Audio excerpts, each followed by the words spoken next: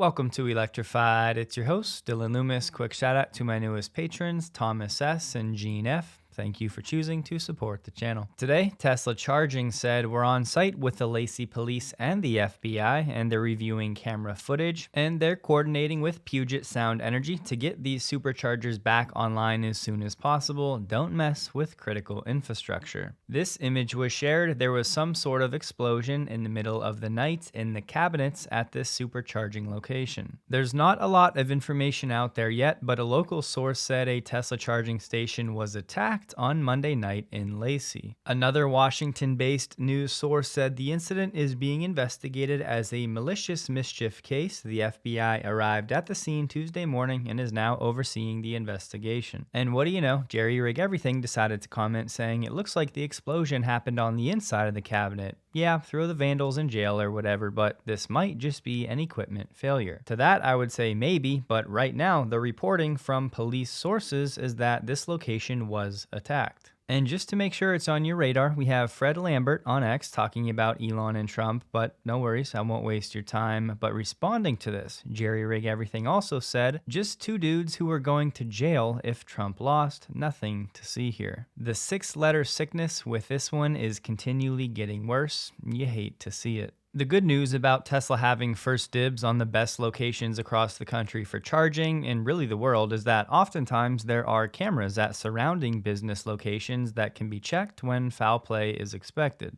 Despite this, it would be nice for Tesla to have security cameras at specific locations in areas where this anti-Tesla crime is more prevalent. Because for every story like this where the criminal, if there is indeed one involved here, gets away, that just serves as a green light for someone else to do the same thing elsewhere. There's a rumor flying around X that Pam Bondi may be launching an investigation into George and Alex Soros for allegedly financing attacks on Tesla property. Just FYI, I've looked for anything about this that could substantiate this claim, and so far I have not found anything official. But Elon replied to this saying those who financed the attacks against Tesla will go to prison. Of course, I'm hoping that Elon is right about this, but Elon himself has hinted that it may be tough to prove the actual source of these attacks given how all of these NGOs are structured. But the trend has been clear now from Elon the past few days. He's had enough of this. He's been adamant about going after these people, and he said it multiple times, which tells us it's closer to the top of his mind right now. Here's a clip of Peter Navarro, an American economist and trade advisor currently serving as the senior counselor for trade and manufacturing for the Trump administration. A fun fact about Peter, he was in prison for 4 months last year. When it comes to tariffs and trade, we all understand in the White House, and the American people understand, that Elon's a car manufacturer. But he's not a car manufacturer, he's a car assembler in many cases. If you go to his Texas plant, a good part of the engines that he gets, which in the EV case is the batteries, come from Japan and come from China. The electronics come from Taiwan. The tires come. What we want, and the difference is in our thinking and Elon's on this, is that we want the tires made in Akron. We want the transmissions made in Indianapolis. We want the engines made in Flint and Saginaw, and we want the cars manufactured here. It's like this business model where BMW and Mercedes come in to Spartanburg, South Carolina, and have us assemble German engines and Austrian transmissions. That doesn't work for America. It's bad for our economics. It's bad for our national security. We want them to come here. And with Elon, it's fine. He's a car man. He's a car person. That's what he does. And he wants the cheap foreign parts, and we understand that. But we want him home. We want him home. Peter, you for our national security and economic security, and everything's good with Elon. First of all, we know how serious Elon and the entire Tesla team take manufacturing. They have said for years it is quite literally their core product. The machine that builds the machine, that whole alien dreadnought thing we reported on years ago. And we know the Tesla team takes great pride in American manufacturing, so this comment from Peter is definitely a slap in the face. And look, this is not an emotional response. If you look at the 2024 data direct from NHTSA when it comes to parts content, just focus on this column right here, the percent of content from the US and Canada. This first page from Audi and Bentley, basically everything is under 1%.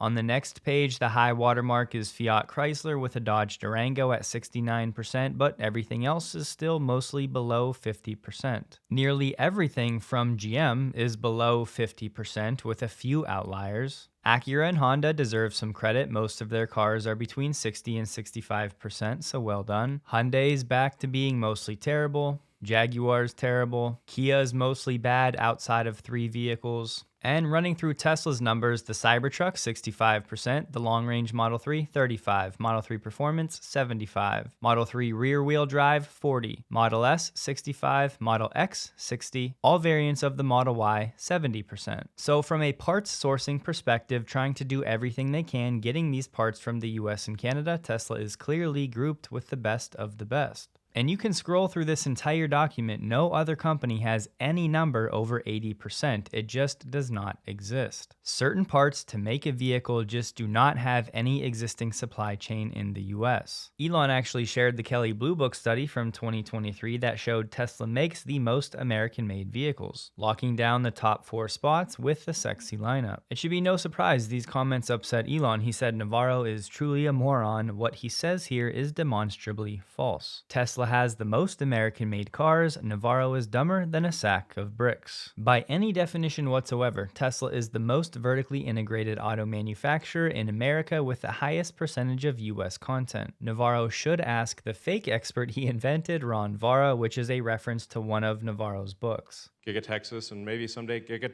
Pennsylvania. That would be super cool. I'm a huge believer in manufacturing. I love manufacturing. I like making things. I've spent a lot of time in the factory, walking the floor. I lived in the factory for a while. Literally lived in the factory. It was kind of like Vegas, actually, because I didn't even see the outside. But the lights were always on. But we had some tough times at Tesla. It's really difficult to make any kind of manufacturing company work.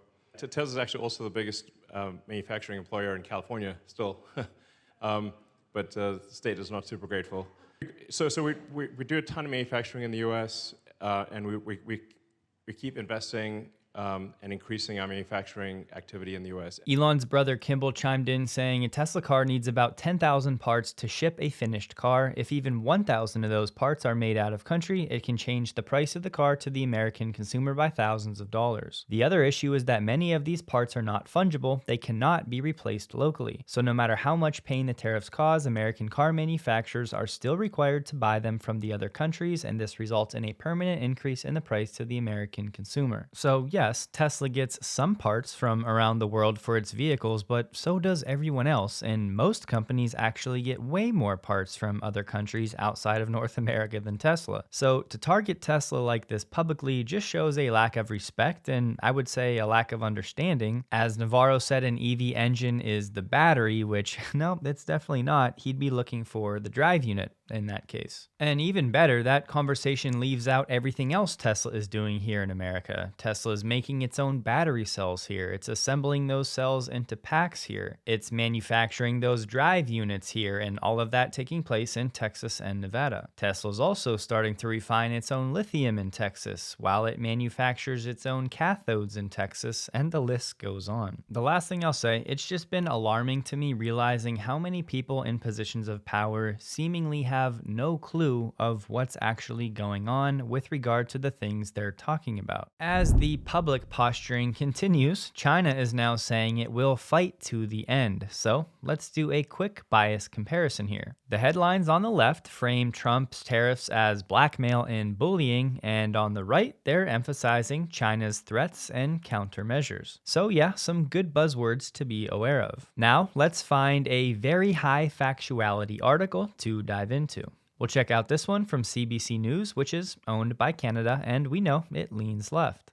In the bond market, Treasury yields rallied for a second straight day. The European Commission said it had offered a 0-for-0 tariff deal to avert a trade war with the US. And for the moment, sentiment is rebounding, perhaps on the view that Trump may focus protectionism on China and speed up trade deals elsewhere. I think if you watched yesterday's video, that might sound familiar. But the main news, the way things are headed now, US duties on Chinese goods could hit 104% by this evening. And And a high-level overview of this news story, there's nearly twice as many outlets that lean left politically as there are that lean right. So we certainly have some bias and narrative distortion to be aware of. And look, other than checking the ownership of these sources and sometimes comparing the headlines from left and right-leaning articles, you just saw my usual process for staying informed thanks to Ground News, the sponsor of this video. It's quite simple. It saves me time and helps me to cut through propaganda. Ground News does not use any toxic algorithms and was created by a former NASA engineer to help readers keep up with breaking news that focuses on signal over noise, exposing any political bias. They have a lot of cool features like the My News bias, which exposes your own reading bias, and the blind spot tool that highlights stories disproportionately covered by either side. A bunch of you have sent me unprompted messages sharing how much you enjoy the platform, and what's great is they have a free version, so definitely download the app and try it out if you haven't. And if you end up wanting unlimited access, Ground News offers Electrified viewers 40% off the Vantage plan. To grab the discount, you can head to ground.news/electrified linked below, or by using my QR code on the screen. And as always, thank you for supporting the channel in this way. You may remember a lawsuit filed against Tesla and Warner Brothers by a company called Alcon last October. They were alleging that Tesla used AI-generated images mimicking the film, that film being Blade Runner, to promote the Cybercab at the unveiling. The lawsuit accused Tesla and Warner Brothers of infringing its copyrights and violating U.S. trademark law by falsely suggesting that Alcon endorsed the event. Fast forward to today, and Tesla and Warner Brothers have won a ruling dismissing some claims by Alcon Entertainment over their alleged misuse of imagery. The judge, George Wu, was inclined to dismiss allegations that Tesla and Warner Brothers violated Alcon's rights under the U.S. trademark law, while allowing Alcon to continue pressing claims that Tesla infringed its copyright in the movie. The judge adopted the ruling and ordered the case to mediation later on Monday. The judge said Tesla and Elon are looking to sell cars. The plaintiff is plainly not in that line of business. The judge did say he would allow Alcon's claim that Tesla misused its copyrighted work to continue, but the judge dismissed most of Alcon's claims against Warner Brothers. For now, it sounds like Tesla and Alcon will be sent to mediation. India is sticking to its guns, saying it's going to restrict market access for BYD as it still looks for an investment from Tesla. Their commerce minister said India has to be cautious about its strategic interests, who we allow to invest. As of now, it's a no to BYD. India has a lot of elbow room for trade deals with developed nations, adding the country will be cautious about dumping from China. As we covered last year, the main reason India will not allow BYD is due to national security concerns and geopolitical tensions. And that really should say a lot because BYD has the perfect lineup for the Indian market. Low cost, affordable, smaller electric vehicles, and we know India is making a big push towards sustainability. So for now, the game is the same. BYD will be stuck importing vehicles into India, and that number is still relatively low. And India behind the scenes is likely continuing to negotiate with Tesla, trying to get Tesla to set up some level of manufacturing in India. And we know Tesla is about to start importing vehicles into India, but it's likely to be a small scale at first, as these lower tariff rates still have an annual cap as far as we know. One thing I love about Tesla, they actively listen to customer feedback, and this is proof. Plenty of people have complained that the 12-volt power sources in the Tesla vehicle, whether the cigarette lighter or the USB ports, did not work when the vehicle was off unless Sentry mode was on, which of course uses power. The reason Tesla did this was inappropriate modification of vehicles that could lead to dangerous situations. But this meant certain accessories like a fridge that you would want on all of the time would not work if the vehicle was off and you didn't have a workaround. But now in a future software update, Tesla will be restoring access to the 12-volt sockets when the vehicle is off if users enable a new option called accessory power. Tesla says power is available whenever the vehicle detects a user is available or when the keep accessory power on is enabled. When the update drops, you can turn it on by going to controls, charging, and keep accessory power on. Perhaps this will be included with the spring update for Tesla, which usually is one to get excited about. This feature will only work when your state of charge is above 20%. And Tesla says this will cause the vehicle to consume additional energy, even if devices are not plugged into any of the outlets, so it should only be an option you have on when you're using it. And I think for Tesla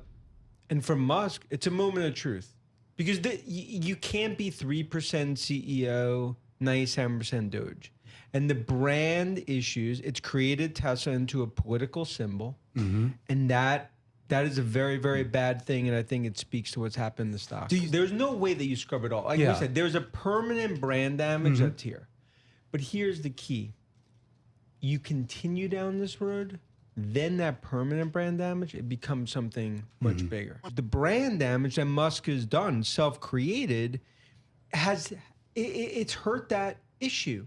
So my whole point is that the longer term for Tesla, it's one of those moments where its future will be determined, a lot of it, how Musk handles the next 30, 60, 90 days. So, okay, first of all, if you want to argue that Elon has permanently damaged his reputation with 20% of the US given his Doge efforts, fine, be my guest. I don't agree, but I understand the argument. Let's say there are 220 million people in the US over the age of 18 that can buy a car. Obviously, you can buy a car under 18, but most people will be at least 18 that are looking to buy a Tesla. 80% of that number is 176 million people. Tesla has never needed 100% of the population to get anywhere close to its goals. And on the flip side, of the 320 million Americans in total, 20% brand damage would be 64 million people. Now, it might feel like that many people are upset, but if you tally up every single protester and attacker over the past year, it doesn't even come close to 64 million. And I still firmly believe the average American that isn't really posting that much on social media is in support of the Doge efforts. Unless, of course, maybe they have friends or family that have been laid off. But other than that, generally speaking, most people would support this effort. I'm still convinced one of the primary problems for Tesla's demand is price. The cheapest new vehicle you can get if you qualify for the tax credit is still $35,000.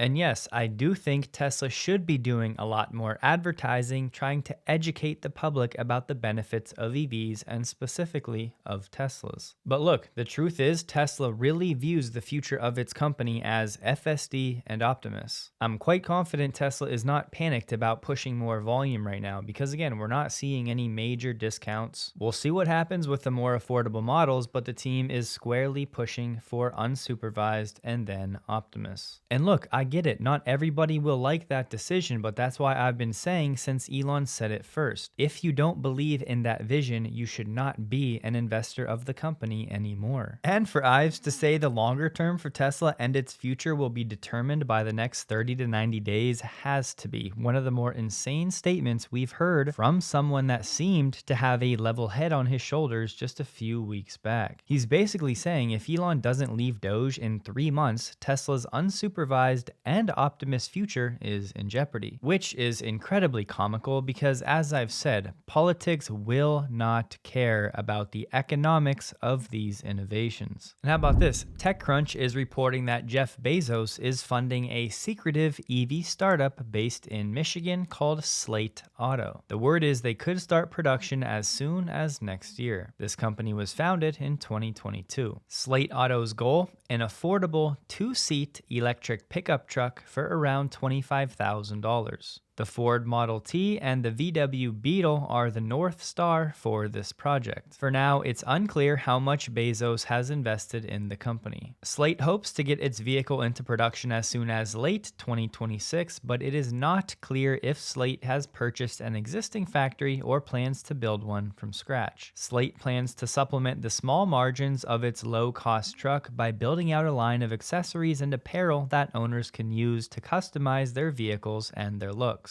Slate is going after what it hopes will be a buyer's first car. The idea is to sell a truck at a price point of around $25,000 and have owners personalize or upgrade the car over time as they can afford it. Slate plans to source its high voltage battery pack, electric motors, and other related tech from outside suppliers. So yeah, how in the world they're going to source all of these key parts from outside suppliers to which you have to pay margins and sell a pickup truck for $25,000 $25,000? Yeah, let's just say I'm incredibly skeptical. The only other thing we know right now is Slate's CEO is Christine Barman, who spent a long time at Chrysler. So we'll see if Bezos has any more luck than Apple at breaking into the EV autonomous world. The volatility is staying high for Tesla stock. Today it was up as high as $251, but ended up closing the day at $221.86, down 4.9%. This while the NDX was down 1.95%. It was yet another high volume day for Tesla, trading about 40% above the average. Don't forget, check out Ground News linked below if you're interested to grab that 40% off, and thank you in advance if you do.